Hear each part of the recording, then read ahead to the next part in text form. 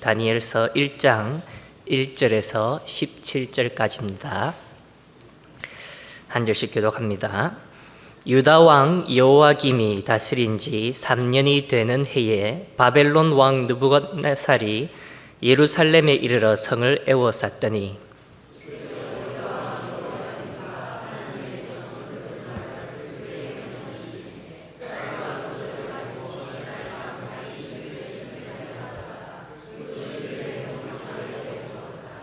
왕이 환관장 아스부나스에게 말하여 이스라엘 자손 중에서 왕족과 귀족 몇 사람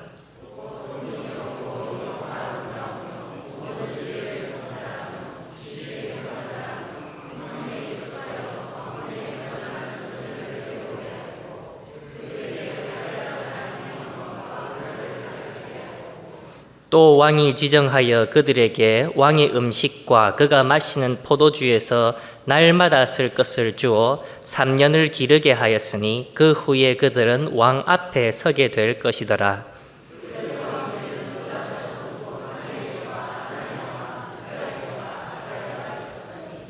환관장이 그들의 이름을 고쳐 다니엘은 벨드사살이라 하고 하나냐는 사드락이라 하고 미사엘은 메삭이라 하고 이사랴는 아벳느고라 하였더라.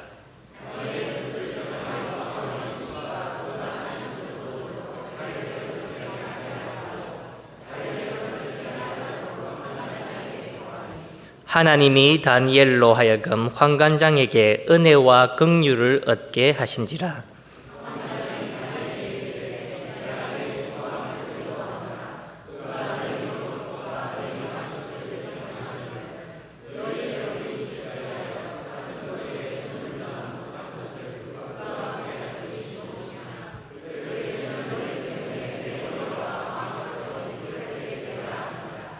환관장이 다니엘과 하나냐와 미사엘과 아사랴를 감독하게 한 자에게 다니엘이 말하되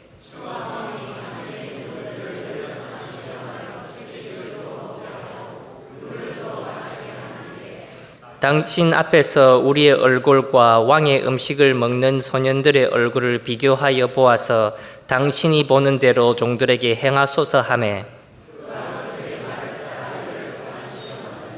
열흘 후에 그들의 얼굴이 더욱 아름다고 살이 더욱 윤택하여 왕의 음식을 먹는 다른 소년들보다 더 좋아 보인지라.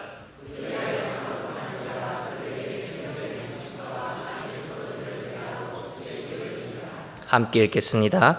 하나님이 이 네 소년에게 학문을 주시고 모든 서적을 깨닫게 하시고 지혜를 주셨으니 다니엘은 또 모든 환상과 꿈을 깨달아 알더라.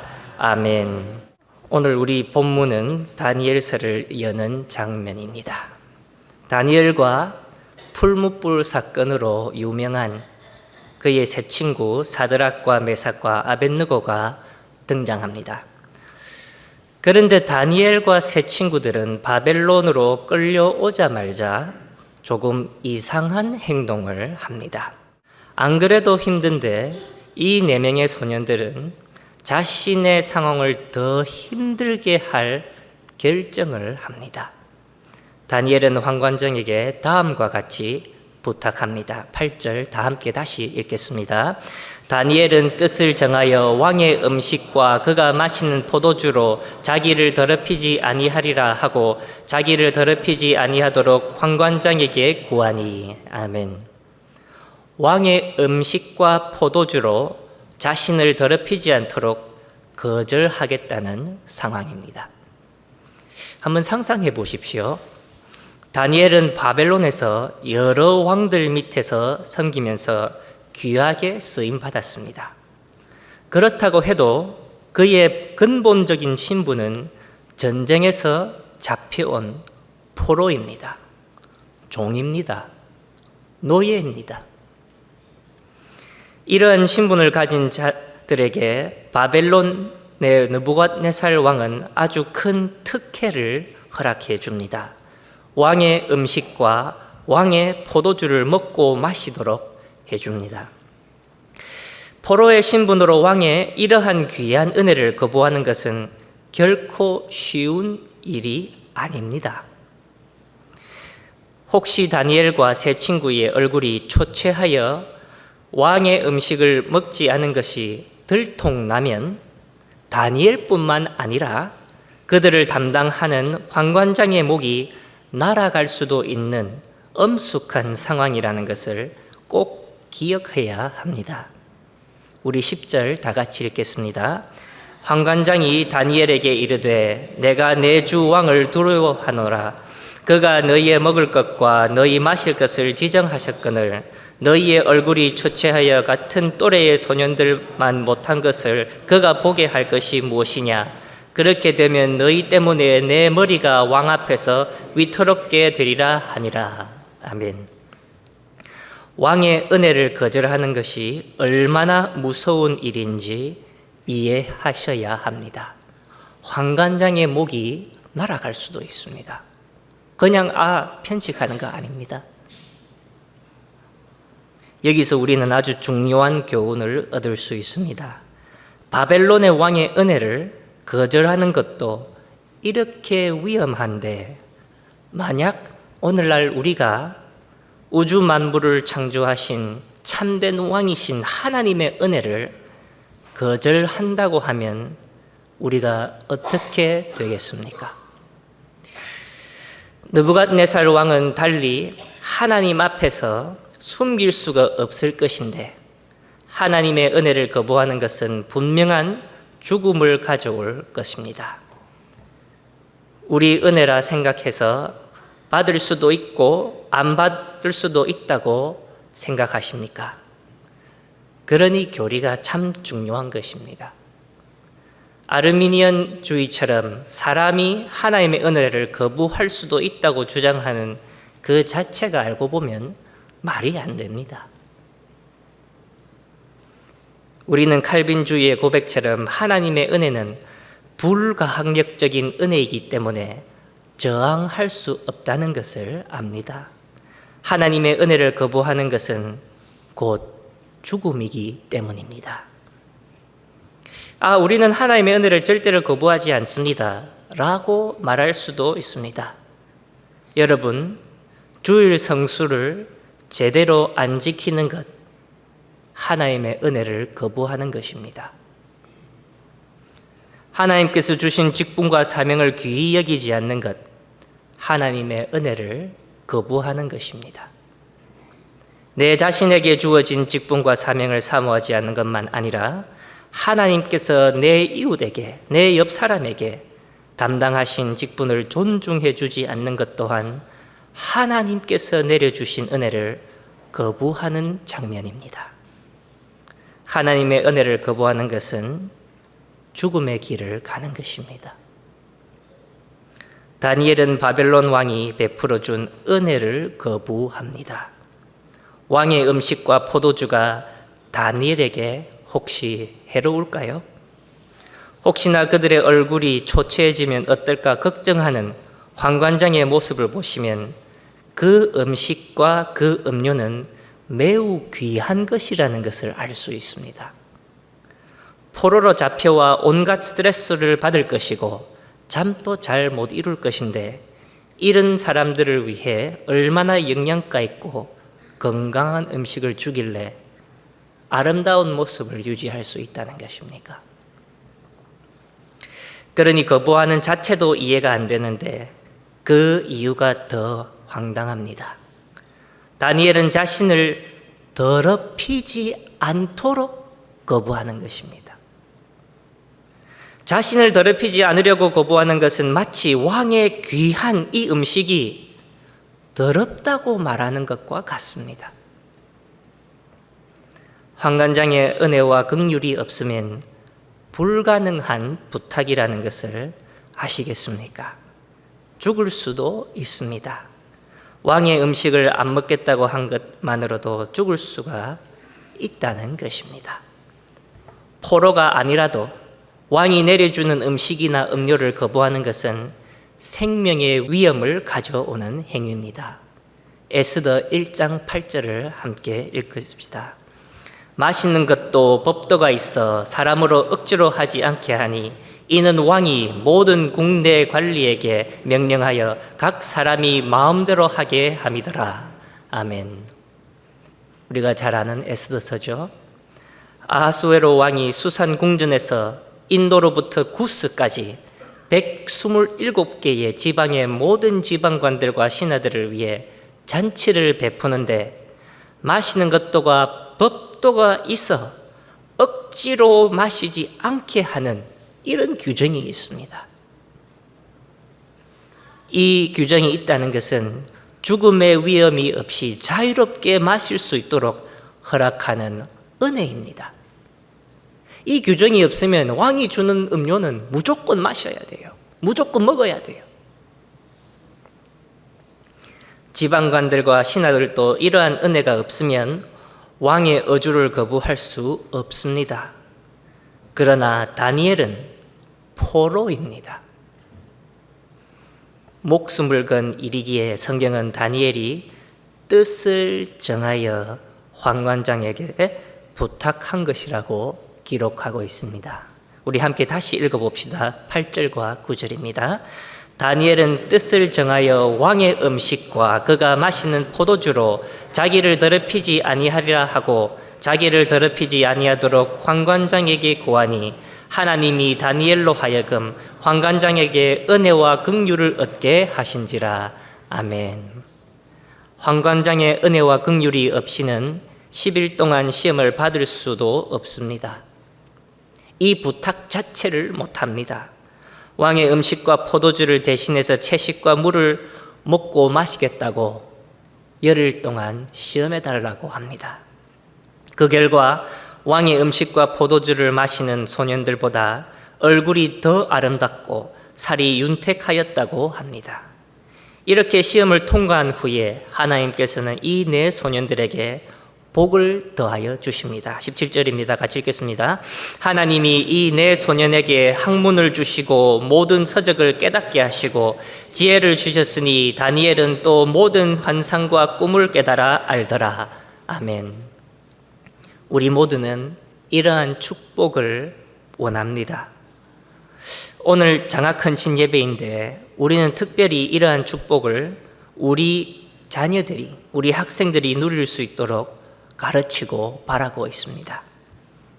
다니엘과 세 친구들처럼 하나님의 말씀대로 신앙을 지키면 오히려 왕의 음식과 어주를 섭취하는 자들보다 더 좋은 결과를 얻을 것이라고 우리는 너무나 쉽게 가르칩니다.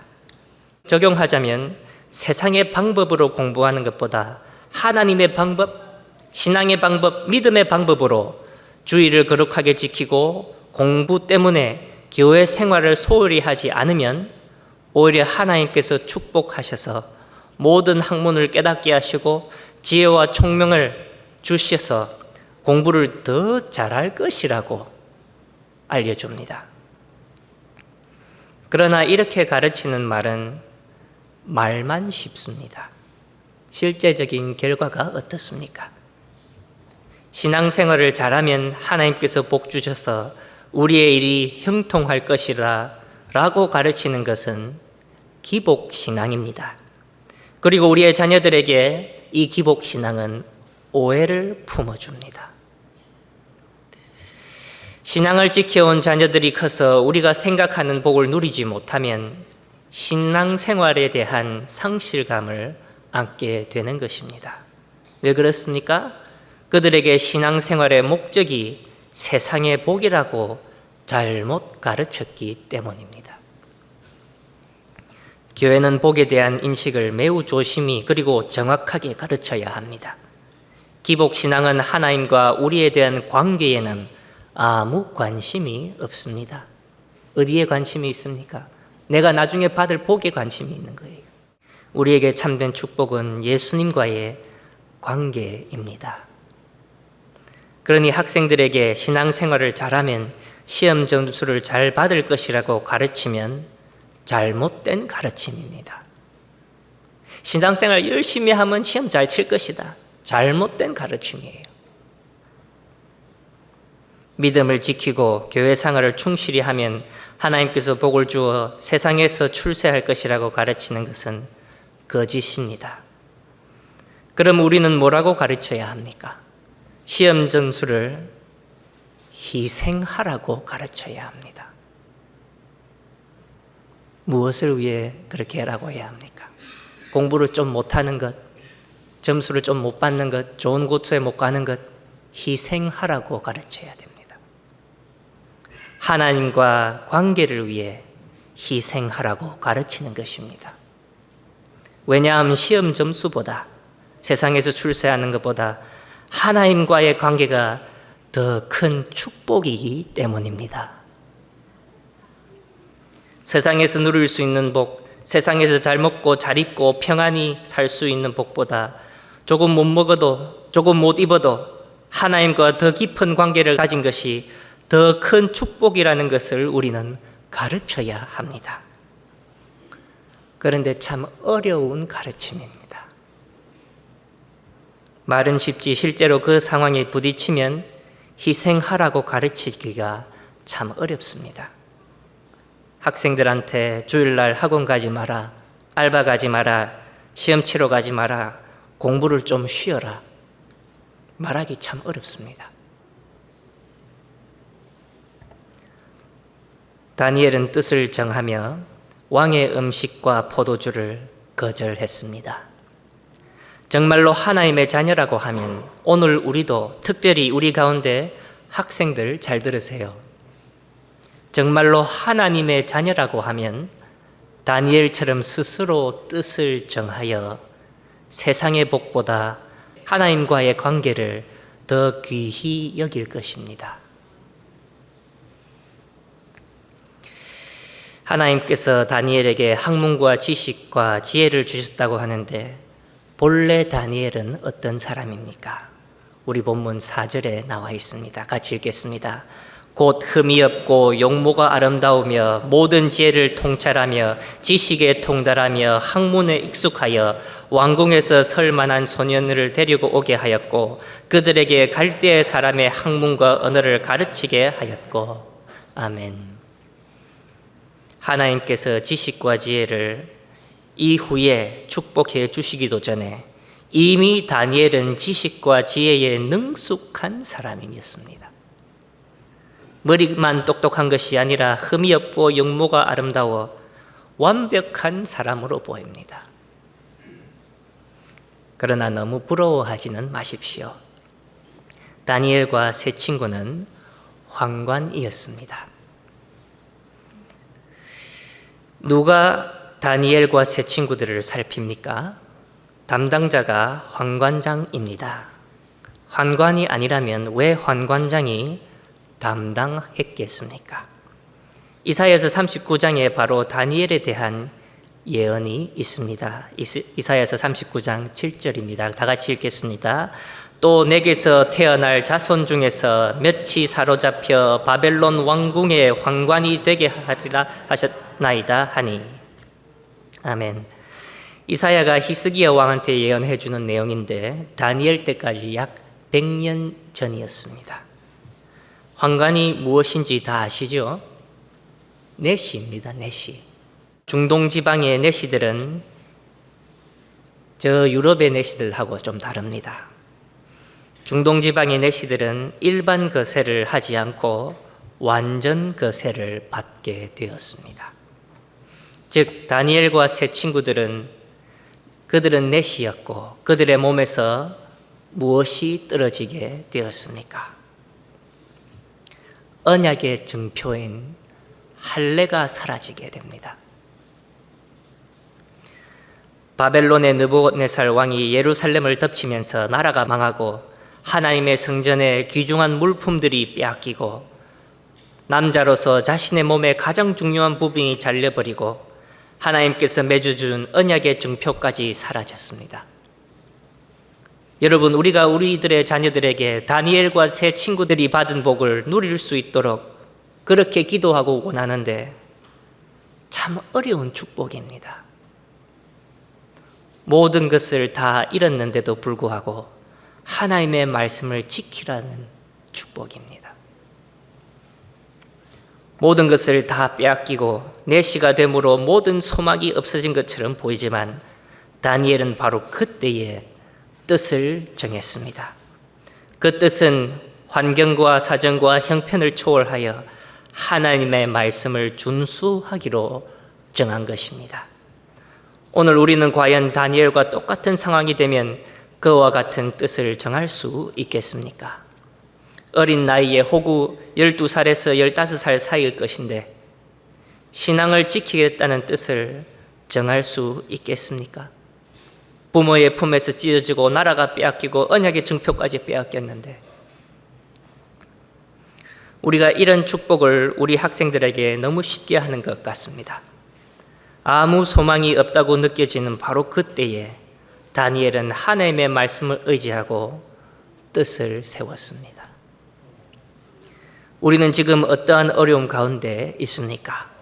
다니엘의 모범으로 우리가 배울 수 있는 것은 그 어떠한 상황에 있더라도 하나님의 말씀대로 순종하는 것이 답이라는 것을 배울 수 있습니다. 우리가 어떠한 상황에 있더라도 모든 소망이 다 사라졌다고 보일더라도 하나님의 말씀대로 하는 것이 정답입니다. 세상의 음식, 세상의 철학과 문화와 방법대로 하는 사람보다 하나님의 방법대로 사는 사람이 그 어떠한 상황에서도 더 복되다는 것을 증명합니다. 그러니 학생들에게 다니엘처럼 하면 복을 받아서 시험 점수 잘 받을 것이라고 가르치는 것이 얼마나 잘못된 것이라는 것을 알아야 합니다. 오히려 다니엘처럼 왕의 음식을 포기하라고 가르치면서 공부를 포기하면서까지 하나님의 방법, 말씀의 방법을 준수할 것을 가르쳐야 합니다. 다니엘은 어떻게 해서 이러한 말도 안 되는 부탁을 했는데도 살아남을 수 있었는지 이제 구체적으로 살펴봅시다. 몇 가지 우리가 눈여겨봐야 할 부분이 있습니다. 첫 번째 7절에 환관장이 다니엘과 세 친구들의 이름을 고쳐줍니다. 이름이 바뀐 것은 어떤 의미가 있습니까? 내시가 되어 언약의 증표가 사라진다고 보입니다. 그러나 동시에 이름이 바뀌었습니다. 성경의 이름이 바뀌는 사건들은 곳곳에 일어납니다. 아브라함이 아브라함이 되었고, 야곱이 이스라엘이 되었고, 보디발이 보디베라가 되었습니다. 성경 공부와 이전에 세족식 설교를 하면서 제가 이미 다룬 내용이라 너무 구체적으로는 들어가지 않겠습니다. 이름이 바뀌는 것은 할례를 받는다는 의미가 있다고 그때 말씀드렸습니다. 더 정확하게 말한다면 하나님과의 언약을 맺는다는 의미가 있습니다. 이름이 바뀐다, 하나님과 새로운 언약을 맺는다, 그런 뜻이 있습니다. 다니엘은 거세를 당하면서 이름이 바뀝니다. 새로운 언약을 보여주는 상징입니다. 성경에 단 한 번 등장하는 이름인데 환관장의 이름이 우리 본문 3절에 기록되어 있습니다. 3절 다 같이 보겠습니다. 왕이 환관장 아스부나스에게 말하여 이스라엘 자손 중에서 왕족과 귀족 몇 사람. 아스부나스라는 이름이 성경에 한 번만 등장합니다. 그래서 그 뜻을 성경으로서 살피기가 너무나 어렵습니다. 성경은 여러 번 등장하면서 그 뜻을 추리하는 것인데 한 번 등장하니까 성경 안에서 이 뜻을 찾기가 참 어렵습니다. 한글로 된 성경 사전을 찾아보면 이 사람의 이름을 손님이라고 정리하고 있습니다.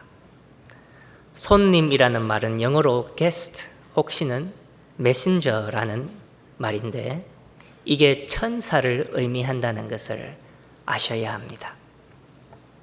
과연 이 환관장이 누구를 나타내길래 다니엘에게 은혜와 긍휼을 베풀어 줄 수 있겠습니까? 나라가 망하고 성전이 허물어지고 모든 것을 잃어버렸다고 보이는 그곳에도 주님께서 함께 하신다는 것을 성경은 보여주고 있습니다. 풀무불에서만 주님이 함께 하시는 것이 아니라 사자굴에서만 천사가 함께 하는 것이 아니라 처음부터 포로로 잡혀가면서부터 주님께서 이 4명의 소년들과 함께 하신 것을 보여주고 있습니다. 사망의 음침한 골짜기로 혼자 들어간다고 생각하십니까? 아닙니다. 우리한테는 항상 주님께서 함께 하십니다. 이 환관장이 누구인지는 몰라도 그도 하나님을 잘 믿은 것처럼 보입니다. 하나님을 모른다고 해도 하나님께서 그를 사용하시어 그리스도께서 함께 하심을 보여주고 계십니다. 다니엘은 이 책을 기록하면서 주님을 바라본 그의 믿음을 나타내고 있고 이름이 바뀜으로 그에게 새로운 사명과 새로운 뜻과 새로운 언약을 바라보는 그의 마음을 보여주고 있습니다. 그런데 하나님께서 우리에게 무엇을 보여주시기 위해 다니엘이 뜻을 정하는데 그것을 왕의 음식과 포도주를 거부하는 것으로 나타납니까? 과연 다니엘의 뜻이 정확하게 무엇이길래 이 방법으로 성경은 우리에게 보여주고 있습니까? 보편적으로 왕의 음식을 거부하는 내용은 유대인의 정결법과 관련 있다고 설명합니다.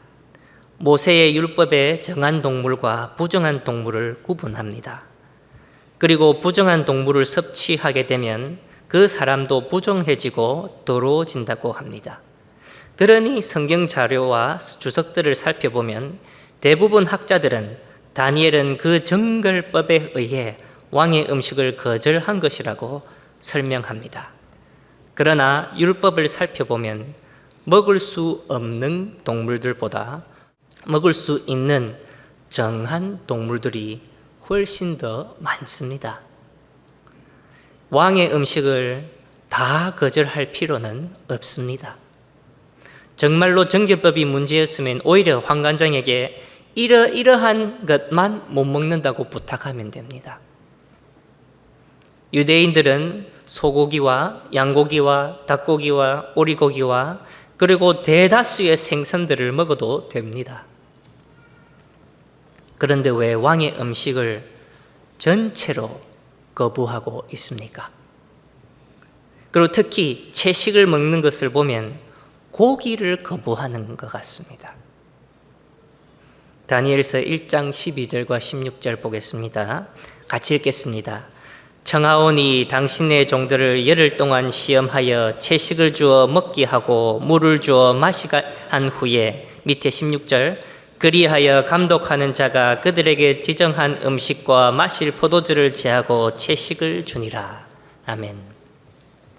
흔히 채식이라 해서 야채만 생각하는데 채식에는 과일도 포함되어 있습니다. 흔하지 않지만 히브리 성경에 채소라, 야채라 하는 단어가 있습니다. 야렉이라는 단어인데 성경에서 총 5번 나옵니다. 이 단어는 푸르다라는 의미가 있습니다. 야채를 향해서 푸르다 이런 얘기죠. 그러나 다니엘서에서 채식이라고 번역된 이 히브리 단어는 야렉이 아닙니다. 오히려 제로아라는 단어를 사용하고 있는데 이 단어는 히브리 성경에서 다니엘서 1장에서만 등장합니다. 이 제로아라는 히브리 단어는 제라라는 단어에서 유래되었습니다. 푸르다라는 의미의 야렉과 달리 제라는 씨라는 의미를 가지고 있고 제로아는 씨의 소산을 뜻하고 있습니다. 다니엘 1장에서 채식이라고 하는데 이 단어가 씨를 명시하는 단어라는 것을 기억해야 합니다. 그러니 우리가 한글로 읽을 때에 더 정확한 번역은 다니엘이 채식을 달라 하기보다는 다니엘은 씨의 소산을 달라 하고 있는 것입니다. 성경에서 등장한 씨는 열매와 과일의 씨만 의미하지 않고 무엇을 의미합니까? 아들, 자손, 후손이라는 말로도 번역되고 있습니다. 그리고 참고로 창세기 3장에서 여자의 후손으로 번역되는 히브리 단어도 제라입니다. 제라. 여자의 씨가 한글 성경에서 여자의 후손이라고 번역된 것이죠. 다니엘의 뜻을 정한 의미에 조금 더 가까이 근접할 수 있습니다. 이름이 바뀌면서 새로운 언약을 하나님과 맺게 된 것을 표현하는 것인데, 그가 뜻을 정하여 씨의 소산을 달라 하는 다니엘은 무엇을 바라보며 믿음으로 자신의 목숨을 건 부탁을 하게 되었는지 상상할 수 있습니다. 왕의 음식을 먹지 않는 것은 정결법과 무관합니다. 정결법이 아니라 하나님께서는 다니엘에게 시언약을 갱신해 주신 것입니다. 왕의 음식을 먹지 않는 것은 다니엘에게서는 예수 그리스도를 바라보는 계기였습니다. 그리고 왕의 포도주를 마시지 않습니다. 왜 포도주를 마시지 않습니까? 성경에는 술을 안 마실 때가 종종 등장합니다. 대표적으로 나실인의 규례가 있습니다. 민수기 6장 1절에서 5절 한 절씩 교독하겠습니다.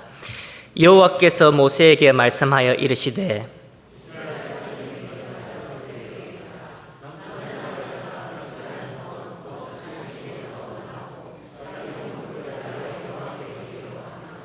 포도주와 독주를 멀리하며 포도주로 된 초나 독주로 된 초를 마시지 말며 포도즙도 마시지 말며 생포도나 건포도도 먹지 말지니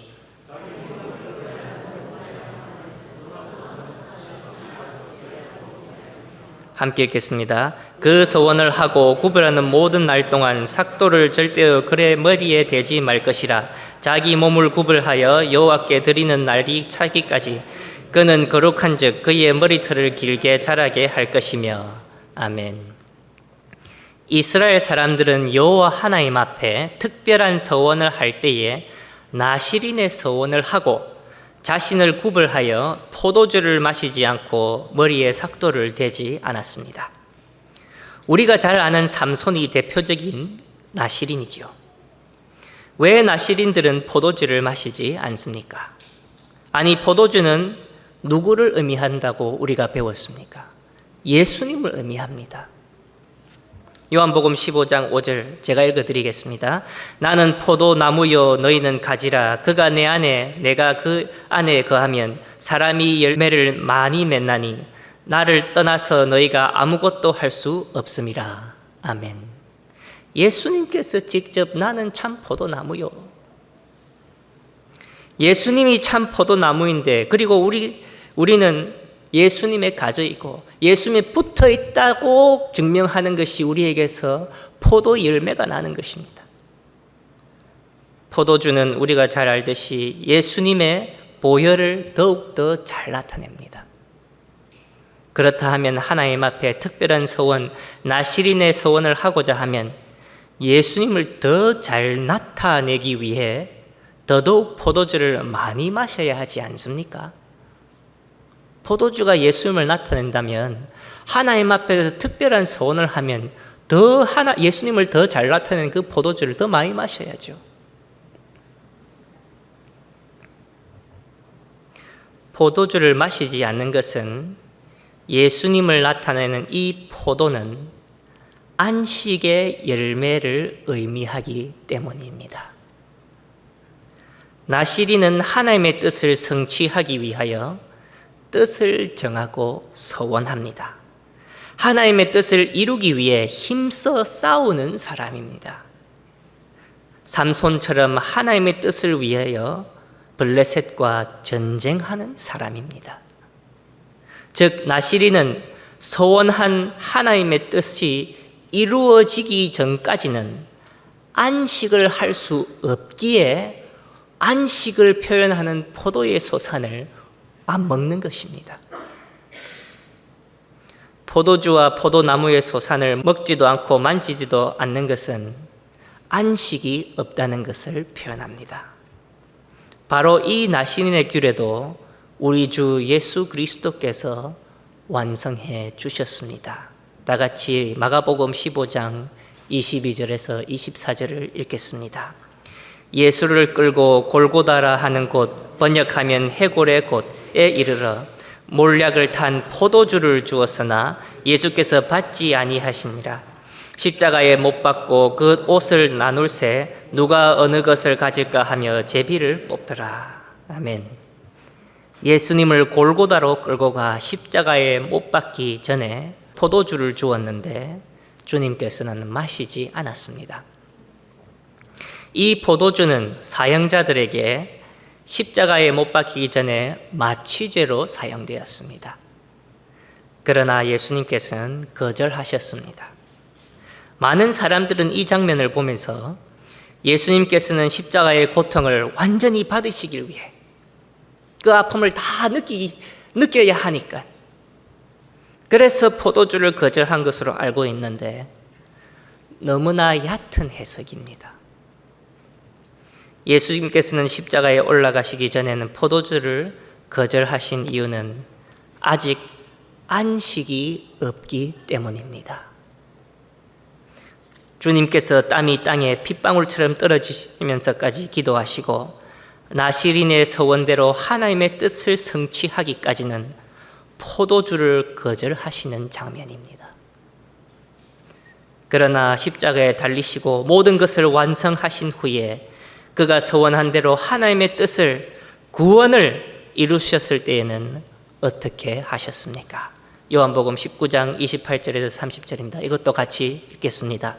그 후에 예수께서 모든 일이 이미 이루어진 줄 아시고 성경을 응하게 하려 하사 이르시되 내가 목마르다 하시니 거기 신 포도주가 가득히 담긴 그릇이 있는지라 사람들이 신 포도주를 적신 해면을 우슬초에 메어 예수의 입에 대니 예수께서 신 포도주를 받으신 후에 이르시되 다 이루었다 하시고 머리를 숙이니 영혼이 떠나가시니라. 아멘. 모든 것을 다 이루은 것을 보시고 마셨습니다. 성경 참 재미있습니다. 우리 구절을 잘 보시면 신 포도주가 그냥 담긴 그릇이 아니라 가득 담긴 그릇이라고 해요. 꽉 찼대요. 그리고 그 포도주를 우슬초에 메어서 줍니다. 출애굽을 앞둔 이스라엘 백성들이 어린 양의 피가 담긴 그릇에 무엇을 찍어서 바릅니까? 다니엘이 포도주를 안 마시는 이유가 무엇이겠습니까? 그는 하나님의 뜻을 보았고 다니엘은 나시린의 소원을 하고 있는 것입니다. 왕의 음식과 포도주를 거부하는 것은 바벨론의 왕을 자신의 왕으로 받아들이지 않는다는 표현인 동시에 하나님의 뜻인 이스라엘 참된 왕을 바라보며 소원한 것입니다. 다니엘은 바벨론의 왕들을 섬기지 않았습니다. 다니엘은 하나님을 섬겼습니다. 그 하나님의 뜻이 무엇입니까?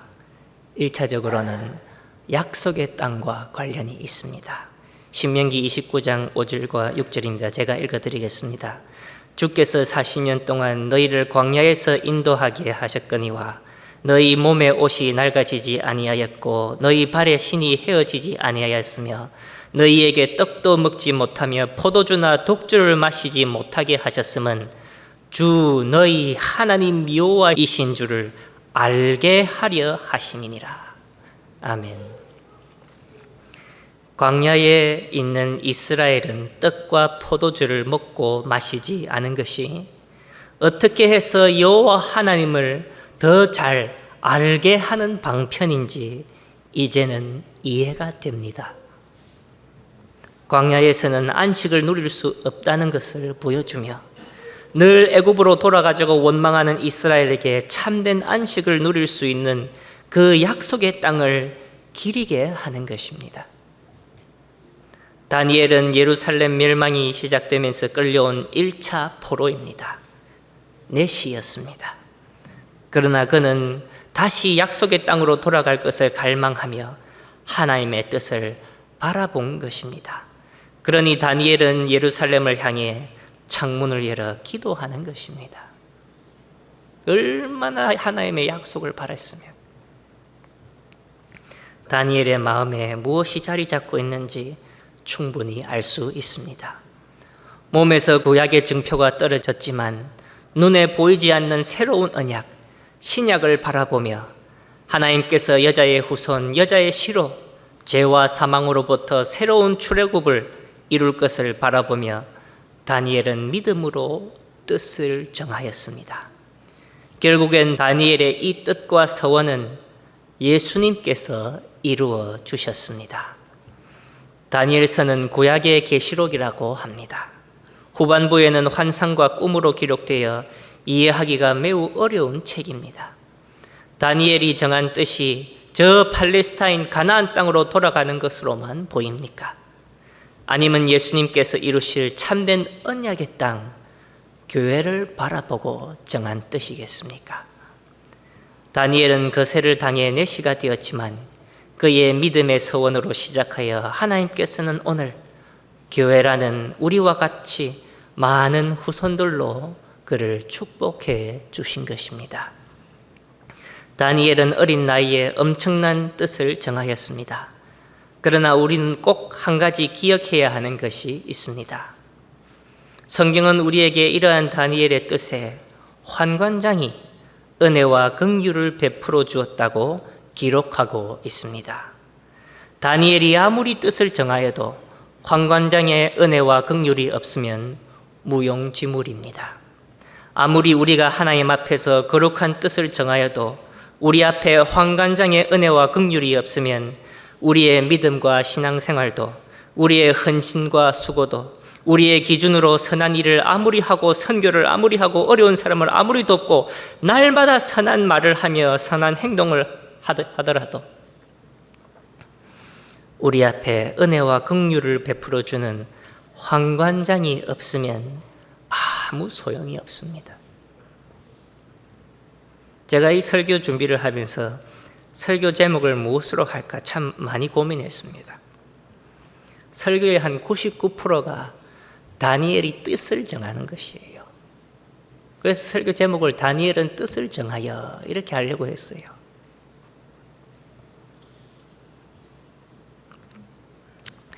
당연히 우리도 다니엘처럼 하나님의 언약에 근거해 거룩한 뜻을 정하여 생활해야 합니다.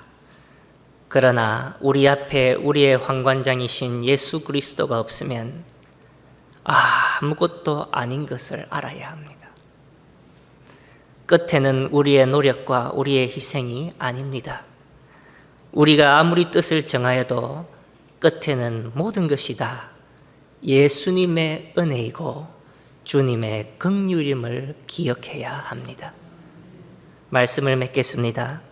우리 고신교회는 계속해서 악해지는 세상 앞에서 그 세상의 음식과 세상의 포도주를 거절할 수 있는 믿음을 가지시길 소망합니다.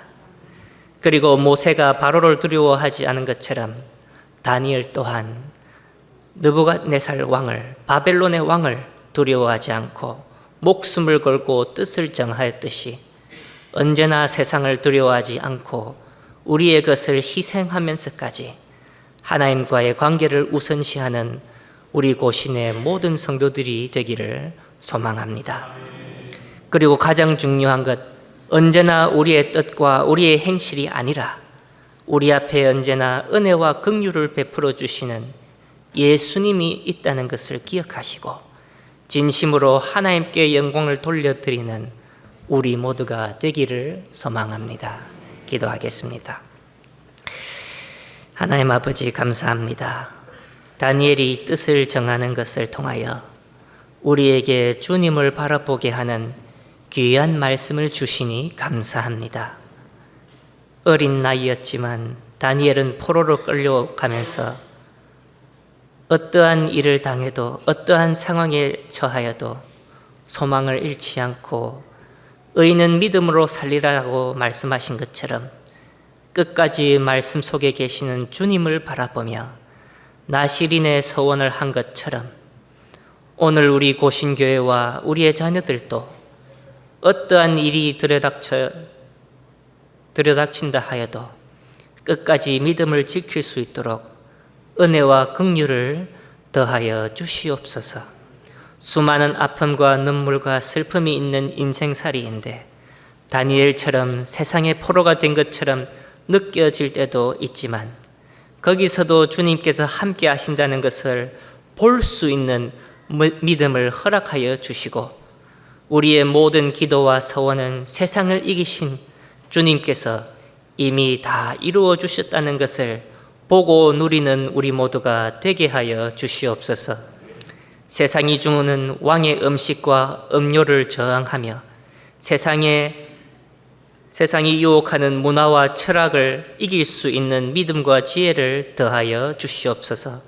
그리하여 오직 하나님께서 주시는 참된 음식이고 참된 포도주인 하나님의 말씀이신 예수 그리스도이고 하나님의 은혜이신 예수 그리스도를 먹고 마시는 자들이 정말로 아름답고 고귀한 인생을 누린다는 것을 깨닫는 우리 모두가 되게 하여 주옵소서.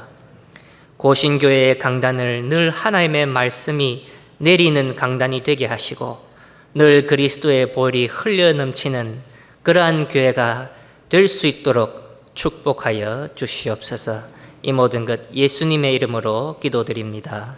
아멘.